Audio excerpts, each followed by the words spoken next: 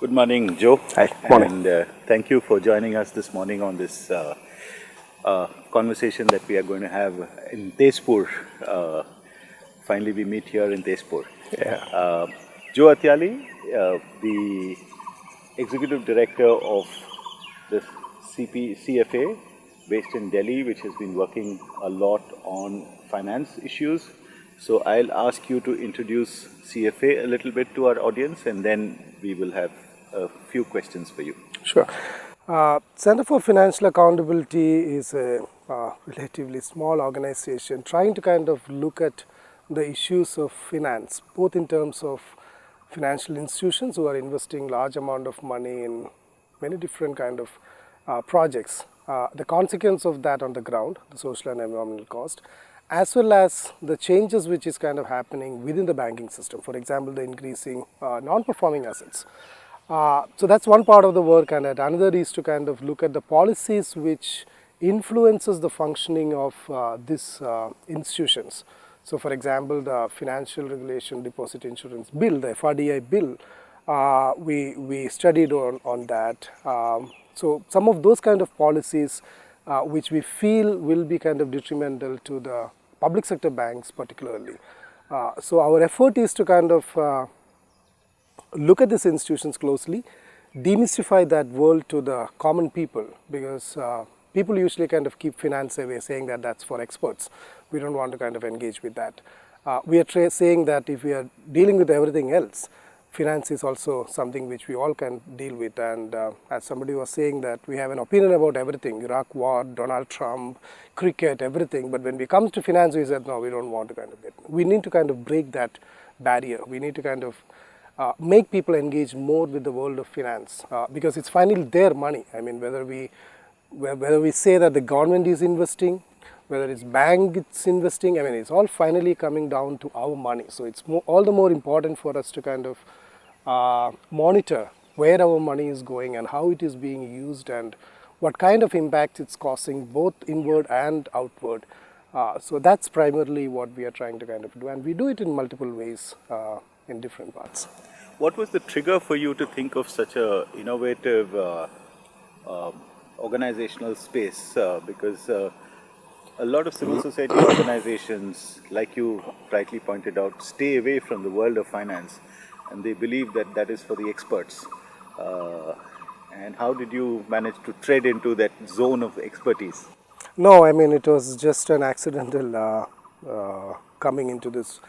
I mean, we always, it has always been a big puzzle for us that India has such a kind of a vibrant civil society working on a lot of different issues, has been a champion of a lot of rights, I mean, a lot of kind of good things in this country through campaigns, struggles, all the kind of thing. But we do not have that kind of a body of work on finance if we look back. I mean, there are a few instances, of course, Narmada Bacha Andolan, both in Sardar Sarovar and Maheshwar Dam area, were pioneers in bringing the financiers into the picture, and to a great extent successfully.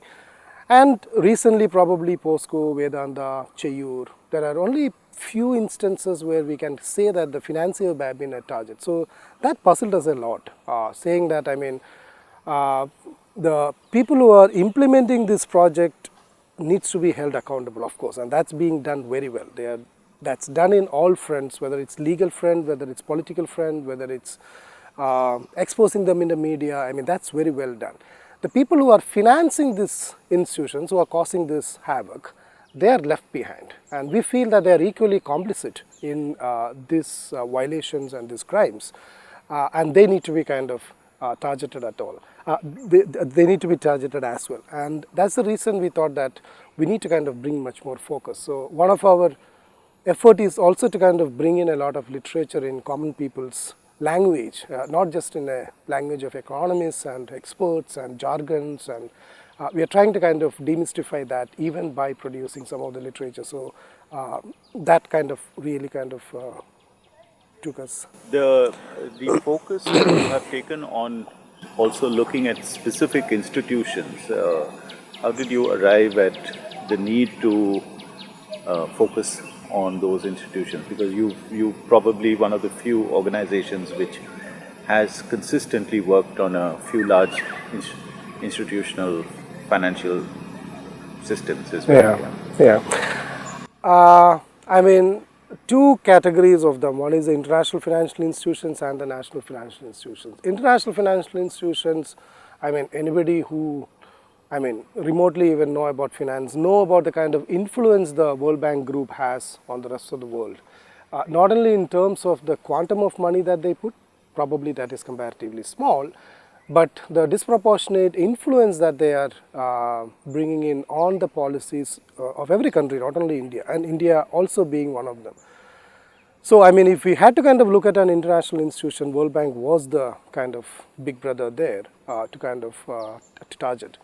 Also, I mean, one of the other issues which always puzzled us was that how can international financial institutions be immune in a country and how can they not function under the law of the land? And when we had to kind of challenge the immunity, we had to kind of challenge the immunity of the World Bank Group. And that's the reason that case is kind of now going on there. We did the groundwork. The lawyers in US is kind of taking it. The case is coming up in October now. The Supreme Court of the United States have kind of finally agreed that World Bank Group's immunity could be kind of challenged. So, I mean, if we have to kind of take on an institution and talk about the fundamentals of immunity or their accountability, it needs to start from the top. There is no point in kind of starting with a small player. However, we also kind of look at the new players, AIB, NDB, the Asian Infrastructure Investment Bank, the New Development Bank, Asian Development Bank. We do look at them, but our main focus always have been kind of World Bank for these reasons. Nationally speaking, again, no point in kind of taking a small player. So hence, I mean, we had to kind of look at SBI, for example, looking at their NPA, looking at their non-performing assets and saying that what is it that NPA is causing. So that has really kind of led us to a lot of insights, saying it's not just about money given, money not given back, and hence NPA. It's not as simple as 1 + 1, 2. It's much more kind of layered, and that's we are still kind of learning. And I should also add that one of the ways in which we are learning and we are also working is in collaboration with a lot of other organizations. When we say CFA, we are not kind of we are not on a sprint. We are trying to kind of make sure that we are done in a collaborative manner. We have collaborations with bank employees unions, other civil society organizations across the country, a lot of people's movements who are able to kind of raise these issues. So our effort is to kind of carry forward a lot of other organizations alongside rather than we wanting to kind of run a sprint and finish it. So that's how we are learning as well as working. Okay, so one more question that I wanted to talk to you about, which has been an important part of your work, which I have understood has been the recent bill that the government, the cabinet actually brought about, and there's been a lot of work that you and many others around you have actually done. So I think the audience would really like to hear that bit. And the earlier bit that you talked about NPA, because the NPA discourse is also, there's a big narrative about the NPA, and you know, whether there's any connections between these two would be interesting for the audience to also hear. Yeah, the FRDI bill, I mean, the way that it was introduced in the parliament was also kind of quite undemocratic to kind of say. It was introduced on the last day of the parliament. And what was this bill called? This is Financial Regulation Deposit Insurance Bill, Wow. FRDI bill. What it fundamentally is, fundamentally it proposes to kind of save the banks from collapsing.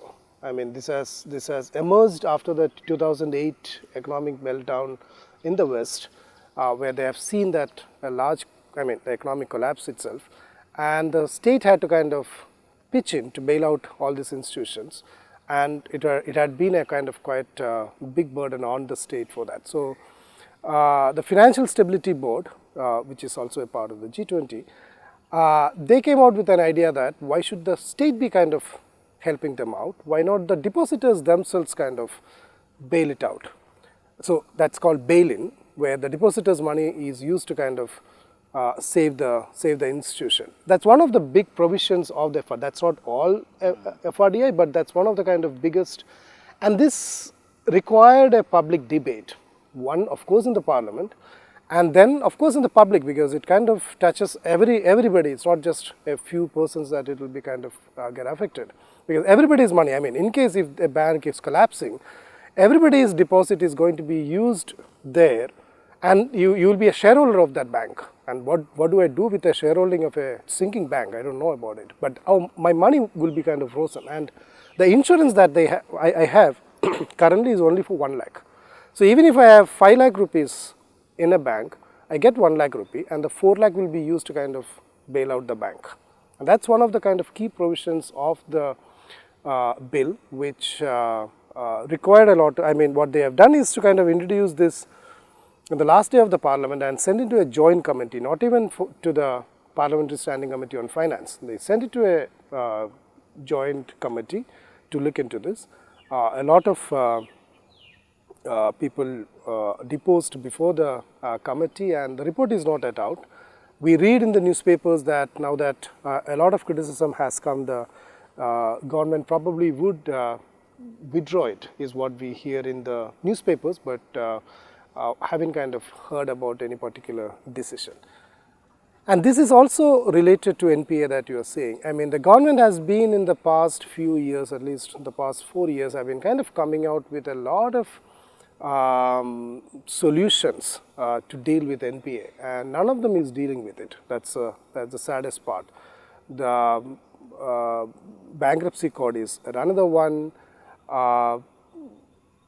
Repeatedly, the government is seen to be kind of having knee-jerk responses to the issue of NPA rather than dealing with fundamentally. It needs to kind of start at the level of some of the defaulters being kind of held accountable, need to kind of get money out of them. You cannot kind of let them go. The biggest are Ambanis and the Reliances. The Vijay Mallya probably is a icon of it, but it's a small fry in comparison to Adani. I mean, he's sitting on 1.25 lakh crore rupee outstanding debt for himself. So we need to kind of start somewhere there. I mean, as we were saying earlier, we need to kind of start at the top.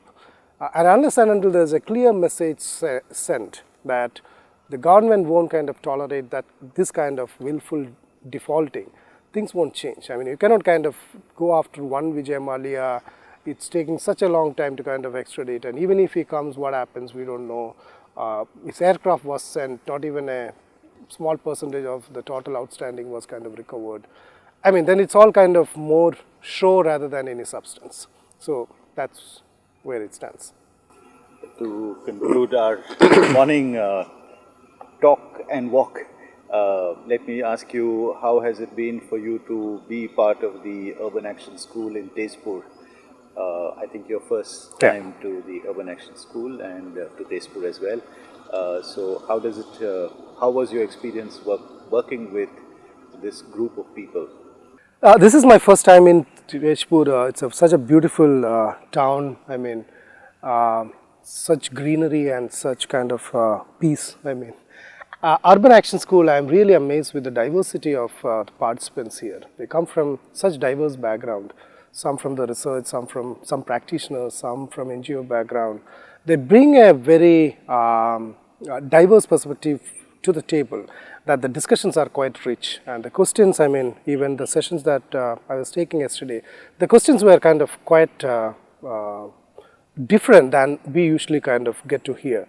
And the kind of experience that they bring in, it's not only just question to kind of know one part of, I mean, it's not to kind of explain something more, it's about they reflecting it from their own experience and their own kind of practices, and that's kind of making much more, so even some of the things which we don't know, they bring in a different perspective out of their experience, and that's kind of amazing. And it's really amazing that ActionAid is holding this, and I hope many more of this will be kind of done, so that there is a different understanding in this set of people, practitioners and researchers, when they kind of deal with urban issues. And urban area is where the largest of investments coming in. You say any sector, I mean, you see a flush of money coming in, and which translates into many different projects, and all the more reasons that there need to be much more monitoring and much more work focused on. And it's a great work that you guys are doing. Congratulations. Thank you very Thanks much, so Joe. And Pleasure. beautiful morning in Tezpur, and we are signing off. Thank you very much. Pleasure. Thanks.